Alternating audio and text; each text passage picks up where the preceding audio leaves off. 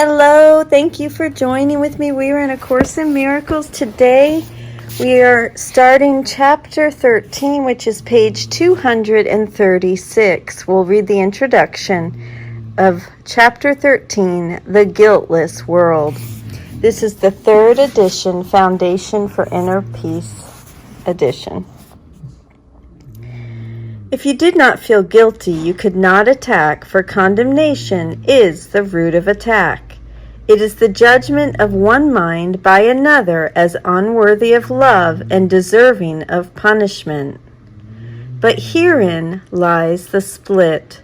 For the mind that judges perceives itself as separate from the mind being judged, believing that by punishing another it will escape punishment.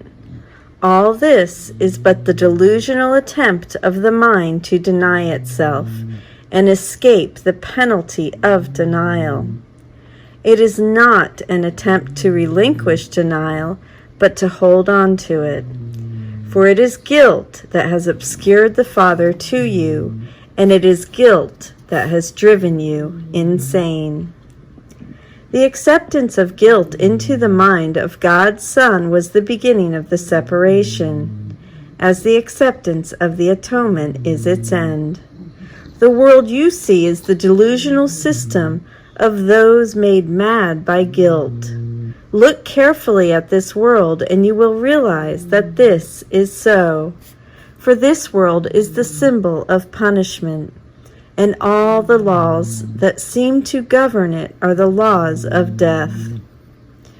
Children are born into it through pain and in pain. Their growth is attended by suffering, and they learn of sorrow and separation and death. Their minds seem to be trapped in their brain, and its powers to decline if their bodies are hurt.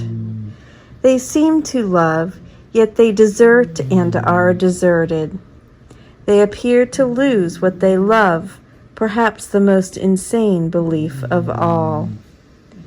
And their bodies wither and gasp and are laid in the ground and are no more. Not one of them but has thought that God is cruel.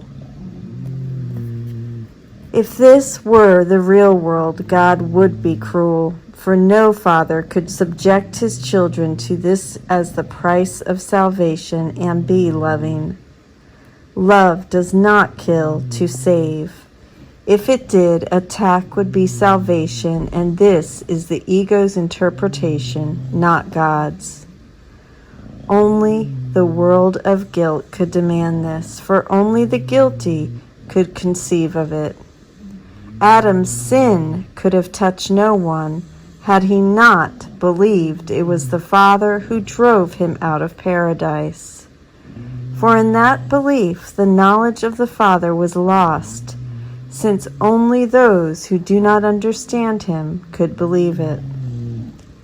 This world is a picture of the crucifixion of God's Son, and until you realize that God's Son cannot be crucified, this is the world you will see. Yet you will not realize this until you accept the eternal fact that God's Son is not guilty.